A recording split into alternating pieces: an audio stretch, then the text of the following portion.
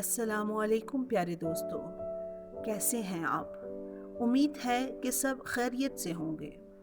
پیارے دوستو، حدیث میں ہے کہ تم میں بہترین وہ ہے جس سے دوسرے انسانوں کو فائدہ پہنچے۔ پیارے دوستو، آج ہم اسی خدمت خلق سے متعلق آپ لوگوں کے سامنے ایک کہانی لے کر حاضر ہوئے ہیں۔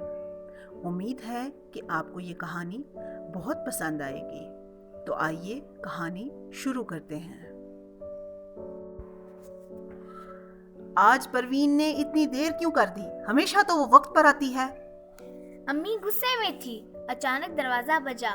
میں نے جا کر پوچھا تو گھر کا کام کرنے والی ملازمہ پروین خالہ آئی تھی۔ میں نے دروازہ کھول دیا۔ ان کے اندر آتے ہی امی نے غصے میں انہیں ڈانٹنا شروع کر دیا۔ یہ کیا طریقہ ہے؟ کتنی دیر کر دی تم نے؟ باجی معاف کیجیے، آج دیر ہو گئی۔ یہ کہہ کر اس نے برتن دھونے شروع کر دیے۔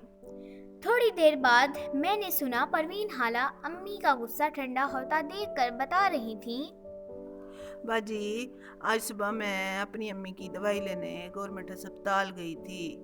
وہاں مجھ سے آگے ایک بوڑھی خاتون پلاسٹک کی تھیلی میں دوائیوں کی پرچی اور پرانا چھوٹا سا پرس ڈالے کھڑی تھی۔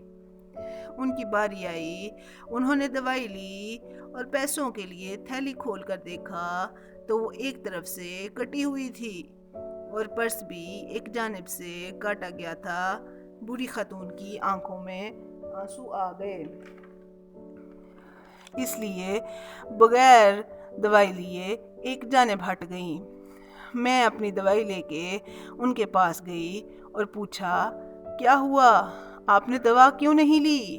وہ بولی، بیٹا کسی نے میری تھیلی اور پرس کاٹ کر تھوڑے سے پیسے تھے وہ بھی نکال لیے۔ اب میرے پاس گھر جانے کا کرایہ تک نہیں ہے۔ باجی میرے پاس صرف کرائے کے ہی پیسے تھے، وہ میں نے انہیں دے دیے تاکہ وہ گھر جا سکیں۔ میں خود پیدل اسپتال سے یہاں تک آئی، اس لیے دیر ہو گئی۔ میں نے امی کی آنکھوں میں حیرانی دیکھی۔ میں خود بھی یہ بات سن کر بہت حیران ہوئی۔ یہ تم نے بہت اچھا کام کیا پروین، اللہ تمہیں اس کا بہت اجر دیں گے۔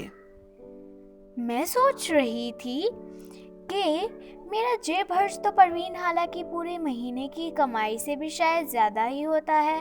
وہ جب کام ختم کر کے جانے لگی تو میں نے امی سے پوچھ کر اپنی جیب خرچ میں سے کچھ پیسے انہیں دینے کی کوشش کی، مگر انہوں نے لینے سے انکار کر دیا اور بولی، نہیں بیٹے، وہ پیسے تو میں نے اللہ کی رضا کے لیے دیے تھے، میں تم سے لے لوں گی تو میرا اجر کم نہ ہو جائے۔ میں نے خاموشی سے